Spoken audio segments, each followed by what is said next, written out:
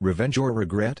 He dumped me on a Tuesday, right after work, in the backseat of his car while the street lights flickered on. Said he'd fallen in love with someone who understood him better, and then dropped the bomb, my boss. My jaw clenched. I kept my face blank, but inside I was vibrating, rage, satisfaction, adrenaline all tangled up.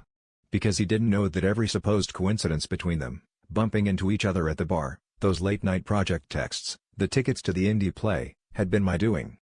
It started as a cruel little game. I'd caught him lying about working late more than once, the kind of lie that didn't even require a phone snoop to figure out. I wanted him gone, but I wanted it to hurt, wanted him to feel what it's like to be played with. My boss? She'd always had a thing for pretty boys with no backbone. I gave her opportunities, whispered just enough to set the spark, then stepped back and watched as they circled each other like sharks. The affair was inevitable. When he finally confessed, he looked so earnest, like he was the tragic hero of some love story, like I should be grateful he was honest. I nodded, said I hoped they'd be happy. He almost looked disappointed not to see me cry.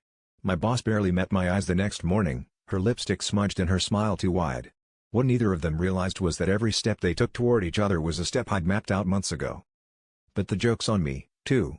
Because after the thrill of revenge faded, I was left with this hollow ache, a kind of loneliness I hadn't planned for. It turns out orchestrating your own heartbreak doesn't make it hurt less. Now I watch them together at work, all secret glances and smug inside jokes, and I wonder if I destroyed them or just myself. Maybe both.